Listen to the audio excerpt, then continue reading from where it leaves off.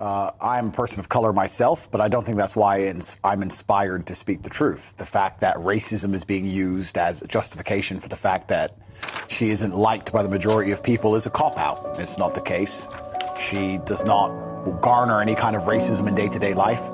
She's less dark-skinned than me, and I certainly haven't suffered from any racism. So I don't think race has anything to do with it. I think she's just a dislikable person and is trying to find another excuse for that. Yeah, the baseline of masculinity is that bad things are going to happen to you, and you're going to absorb them, and you're going to use them and to grow into a more competent individual.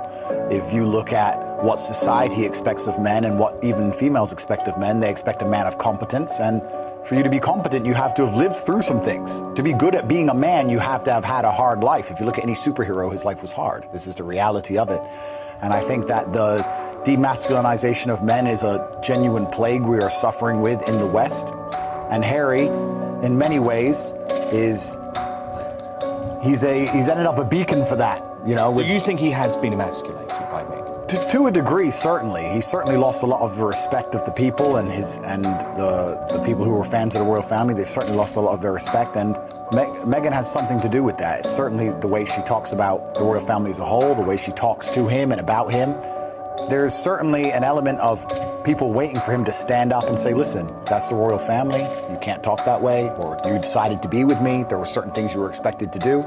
But he simply just allows her to demasculinize him in public, and everybody feels uncomfortable with it. There are certain words you can hide behind in modern society which people are not allowed to challenge, and it allows you to have ideas inside of a vacuum where you can develop these narratives that are never directly contested. And racism's one of them. You're completely right. People can just cry racist and you're not allowed to challenge the idea. And I stand up and say, I do not think that the problems with the public perception of Meghan have anything to do with her skin color whatsoever, especially the fact that she isn't even particularly dark.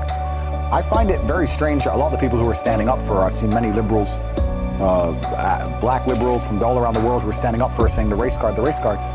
Why would you allow somebody to use the race card when they're not genuinely suffering from it? Doesn't that disrespect all the people who actually suffer from genuine racism? And actually, if you saw her wedding, I mean, the British public completely embraced. Well, if the British public had a problem with race, I don't understand how we have a prime minister who's darker skinned than her, a mayor of London who's darker skinned than her. It doesn't even make sense on any level. I would state that England is one of the least racist nations on the planet.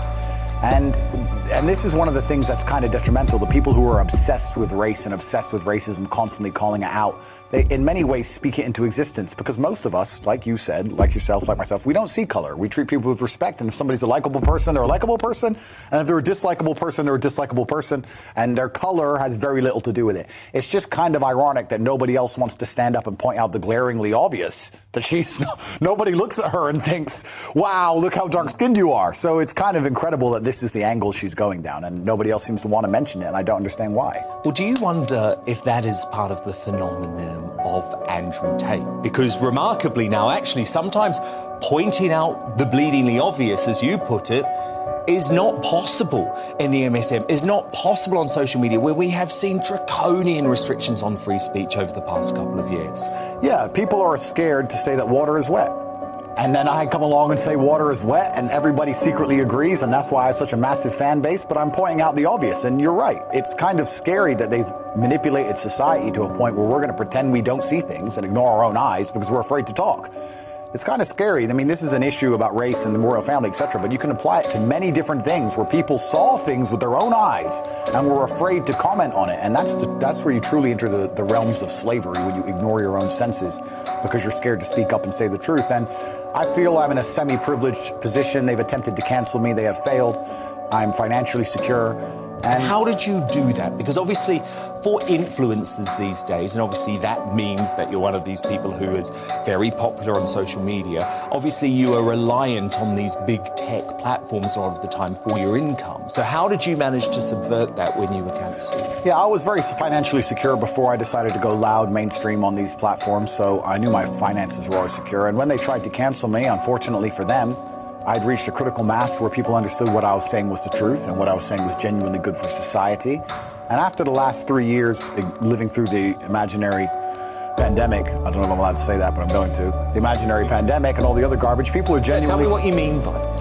I mean by the fact that I'm not saying that COVID does not exist as a disease. I'm saying that when you control the semantics of situations and control the language, then you get to control how people react to them. If you say pandemic on repeat on the news, then people start saying pandemic.